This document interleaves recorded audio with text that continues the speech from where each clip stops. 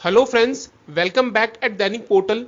Friends, आप सभी के लिए एक इंपॉर्टेंट अपडेट है।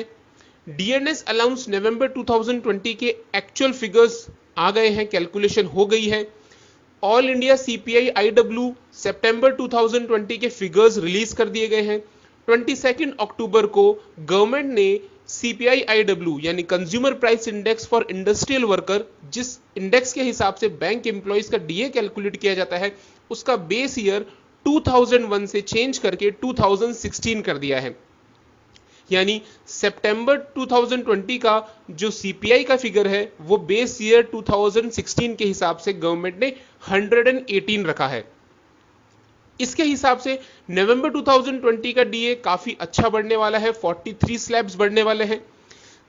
ये आप स्क्रीन पे देख सकते हैं। 22 अक्टूबर को ही जो ministry of state for labour and employment independent charge Shri Santosh Kumar Gangwar ji है, उन्होंने CPI IW with base year 2016 की सीरीज लॉन्च करी है। यानी अब ऐसा माना जाएगा कि 2016 का जो सीपीआई का फिगर है वो 100 होगा। जैसे पहले 2001 को 100 माना जाता था और ये सीपीआई का फिगर बढ़ते बढ़ते अगस्त 2020 तक 338 हो गया था।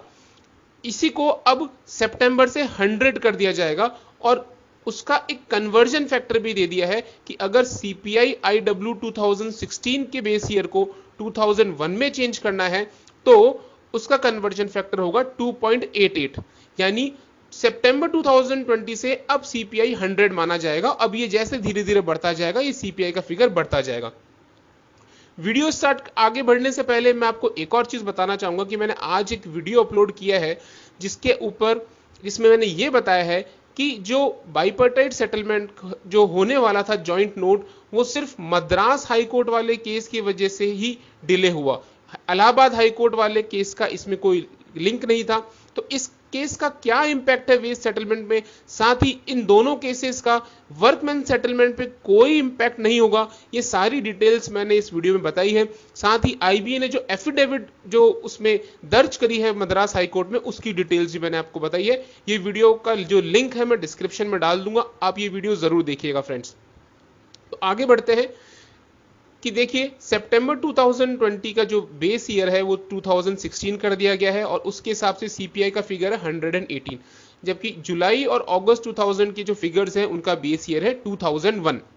इसका कन्वर्जन फैक्टर है 2.88। तो अगर आपको 118 को 2.88 से मल्टीप्लाई करेंगे तो सीपीआई के फिगर्स आ जाएंगे 2001 के बेस ईयर के हिसाब से, यानी 339.84। चूंकि बैंक एम्प्लॉइज को जो डियरनेस अलाउंस दिया जाता है उसका बेस ईयर है 1960, तो इसको फिर आगे 1960 बेस ईयर में कन्वर्ट करना पड़ता है। तो ये जैसे तीनों फिगर्स हैं, जुलाई, अगस्त और सितंबर, इन तीनों के फिगर्स लिए जाते हैं नवंबर 2020 से जो डियरनेस अलाउंस मिलने वाला है उसके अंदर। तो सबसे पहले जो कन्वर्जन फैक्टर है 4.93, ये कन्वर्ट करता है 201 बेस ईयर को 1980 बेस ईयर में। फिर जो दूसरा कन्वर्जन फैक्टर है 4.63, ये कन्वर्ट करता है 1980 बेस ईयर को 1960 में। तो इस हिसाब से तीनों को कन्वर्ट कर लिया गया है और जो सीपीआई के पॉइंट्स है बेस ईयर 1960, ये तीनों आपके सामने है। अब इन तीनों का एवरेज लिया जाता है। इन तीनों का जो एवरेज आएगा उसके हिसाब से बैंकर्स को डीए दिया जाता है। तो ये टोटल पॉइंट्स आया है एवरेज 7713 पॉइंट। 7713 में से 4440 माइनस कर लेंगे क्योंकि इतना डीए पॉइंट्स बेसिक पे में मर्ज कर दिया गया है up to 10th bipartite settlement. तो रिमेनिंग पॉइंट्स कितने हुए? 3273 पॉइंट्स। अब फ्रेंड्स 4 पॉइंट का आपको पता है एक डीए एक स्लैब बनता है, तो टोटल 3273 के स्लैब्स हुए 818 स्लैब्स। अभी के हिसाब से 0.10% डीए मिलता है हर एक स्लैब पे, तो टोटल 818 स्लैब पे कितना डीए बना? 81.8%। यानी जो डियरनेस अलाउंस अभी 77.5% है अगस्त सितंबर अक्टूबर क्वार्टर का, वो नवंबर वाले क्वार्टर से 43 स्लैब्स बढ़कर 81.8% होने वाला है। बहुत अच्छा जंप है। आपकी जो भी बेसिक हो आप उसका 4.3% निकाल लीजिए, उतना आपको सैलरी में बेनिफिट मिलने वाला है नवंबर 2020 से। 11 बीपीएस के हिसाब से डियरनेस अलाउंस क्या होगा वो भी मैं कैलकुलेशन आपको बता देता हूं। 7713 टोटल पॉइंट्स आए थे जैसा मैंने पहले बताया। अब 11 बीपीएस में टोटल मर्जर पॉइंट्स है 6352, यानी इतने पॉइंट्स को बेसिक पे में मर्ज कर दिया जाएगा। तो रिमेनिंग पॉइंट्स हुए 1361 पॉइंट्स। इनको भी 4 से डिवाइड करेंगे तो नंबर ऑफ स्लैब्स आ जाएंगे। नंबर ऑफ स्लैब्स हो गए 340।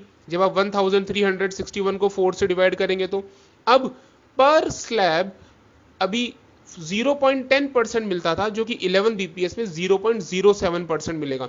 तो 340 स्लैब्स के हिसाब से जो डियरनेस अलाउंस बना 340 इंटू 0.07, तो टोटल डीए बनेगा 23.8%।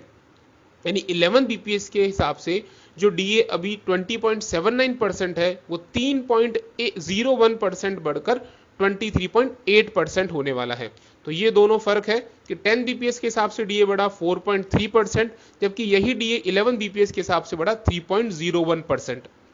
अब एक और मैं आपको एक पॉइंट बताना चाहता हूं फ्रेंड्स, जब 10th बाइपर्टाइट सेटलमेंट खत्म हुआ, यानी उसका पीरियड का लास्ट महीना था अक्टूबर 2017, तब डियरनेस अलाउंस था 47.8%। अब ये इतना का पूरा डियरनेस अलाउंस बेसिक पे में मर्ज हो रहा है अप टू 10th बीपीएस का।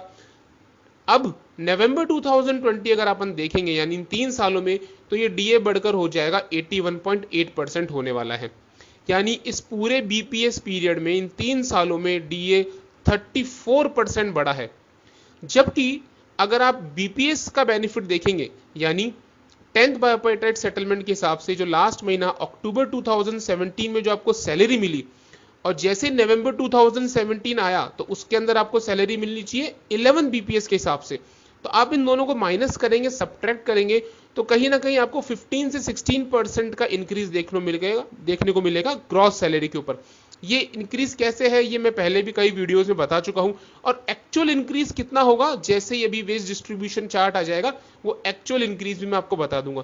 यानी बाइपर्टाइट सेटलमेंट से आपको बेनिफिट मिला 15 to 16% का वन टाइम, जबकि डियरनेस अलाउंस ने आपको पूरे अभी तक 3 साल में 34% का बेनिफिट दे दिया। इसलिए मैंने कहा कि डियरनेस अलाउंस तो बाइपर्टाइट सेटलमेंट से काफी ज्यादा अच्छा है। तो फ्रेंड्स, यही थी आज का वीडियो। अगर आपको वीडियो अच्छा लगा तो प्लीज इसे लाइक करना, चैनल को जरूर सब्सक्राइब करना, और जो वीडियो मैंने स्टार्टिंग में बताया उसको जरूर देखना। Thank you friends.